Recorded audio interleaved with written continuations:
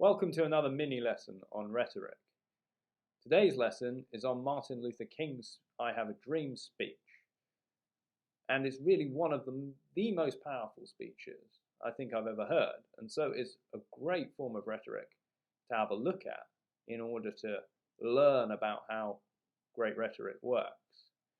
I have his speech here up on the screen. However, what I recommend is you click the link at the bottom, which will also be in the description, and watch him back in the 60s make the speech himself. And just allow his words to wash over you. Allow yourself to feel the reaction that the crowd feels. And then what we'll do is we'll try and get into the mechanisms he uses to create the effects that he indeed does create. Having watched that, we're now going to have a look at the mechanisms by which Luther King creates his powerful rhetoric.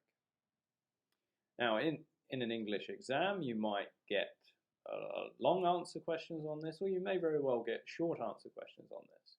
And here is just an example of how I would answer a short question. So here, it's asked, how does Luther King use metaphor to help rouse the audience into action on racial injustice? If I don't have much space by which to answer it, or if I just have a 4, 5, 6 marker, then I may just want to make 1 or 2 points. On the board, I've just given 1 point, and we can see the evidence here that I've drawn out is just one of the paragraphs. I'll read that to you first, and then we'll see how I've incorporated it into my answer.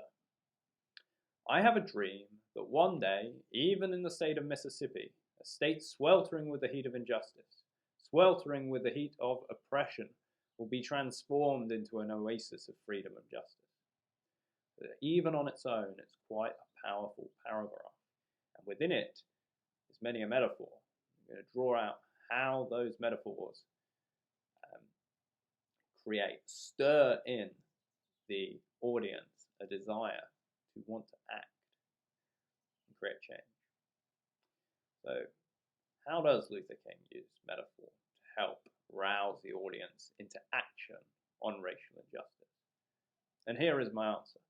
Luther King desires his Washington audience to grasp, as far as it is possible, the nature of the racial injustice in the southern states. In order to achieve this, Luther King employs many powerful metaphors. He speaks of injustice creating a sweltering heat to encourage the audience to relate the extreme situational discomfort of black people in Mississippi that they themselves might not have experienced to a physical discomfort that they themselves may very well have experienced. He has contrived empathy. Of course, it is important to stress that the relation is weak, as it is true to say that someone who has not experienced the vileness of racism firsthand may never truly understand what it is like. Nevertheless, not all its power is lost, and it still retains significant purchase. The feelings of discomfort and empathy that Luther King stirs up in his audience generate a strong desire to want to change and thus act. So here, I've really tried to answer the question head on. And the bits highlighted in blue and purple, try to show how I've laid a bit of context, bit of foundation to begin with, and really then drawn the threads together at the end. Hopefully what you can see in my answers, I'm always referring back to the question. I'm really trying to make sure I don't go off piste, and that I really try and get into the mechanism by which he creates that desire to want change. Now, this is just a short video, and this is just one example. If you see any weaknesses in my answer, any parts of it that you think could be tweaked, do comment on that. That'd be fantastic. This is not a perfect answer, and I think I can already see some places in which I would like to change it. But there should be some of the ingredients in here, some of the ways of writing that you can incorporate into your own answers to make them stronger, whether you're answering at GCSE, A-Level, or that matter for any other kind of English exam. Well, thanks for listening, and if you like the videos, please subscribe, and yeah, do comment. That'd be great. Until next time, Thanks a lot.